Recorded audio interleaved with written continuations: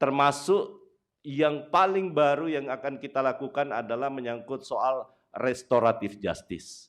Ini yang paling banyak juga didiskusikan dan banyak mendapatkan kritikan. Padahal sesungguhnya dengan restoratif justice, maka tidak semua tindak pidana itu kemudian akan bermuara di pengadilan, berujung di pengadilan. Kita berharap seperti itu, mudah-mudahan, tapi tentu sekali lagi tidak boleh penghentian sebuah perkara itu ataupun restoratif justice itu tidak boleh dilakukan sembarang. Itu pasti nanti harus ada penetapan pengadilannya. Yang terakhir tadi sudah disinggung juga oleh Pak Menteri adalah soal restoratif justice.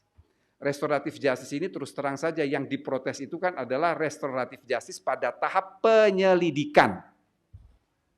Sekali lagi, yang banyak diprotes itu adalah restoratif justice pada tahap penyelidikan. Saya kasih satu contoh konkret. Misalnya saya antara si A dan si B lah.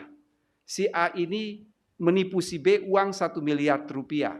Si A ini lapor ke penyidik. Kalau dia lapor itu lidik atau sidik? Lidik dulu. Lidik dulu. Bukan sidik, lidik dulu. Begitu A lapor kepada polisi, kan lidik. B dipanggil.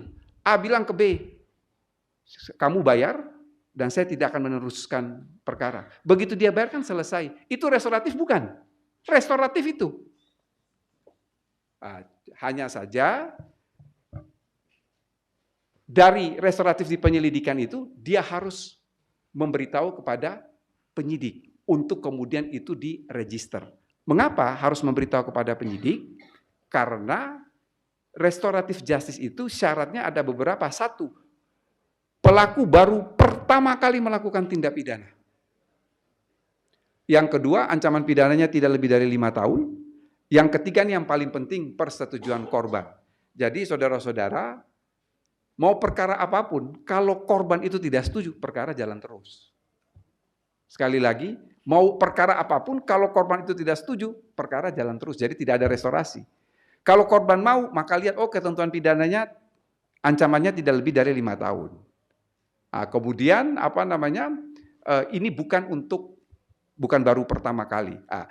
Kalau restoratif itu pada penyidikan atau penuntutan, maka harus saling memberitahu dan tadi dikatakan oleh Pak Menteri, harus ada penetapan pengadilan. Mengapa penetapan pengadilan? Sekali lagi, supaya terregister. Karena untuk kedua kali sudah tidak boleh. Pertama sudah jelaskan secara lengkap dan utuh dari Pak Wamen, tapi satu sisi ada suatu penambahan terkait tindak pidana yang tidak dapat dilakukan melalui mekanisme keadilan restoratif. Pertama, tindak pidana terkait terorisme, korupsi, kekerasan seksual maupun yang lain. Jadi ada batasannya. Tidak semua tindak pidana itu dapat diselesaikan melalui RJ. Kedua adalah RJ ini dapat dilaksanakan di setiap tahapan, baik penyelidikan, penyidikan, penuntutan, pemeriksaan sampai pelaksanaan pidana.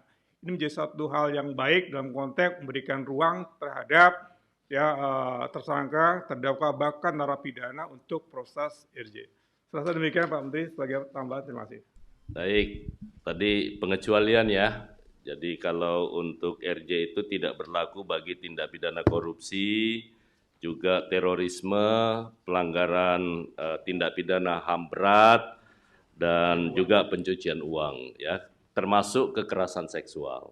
Jadi itu sama sekali tidak mungkin dilakukan RJ ya, sesuai dengan KUHAP yang baru.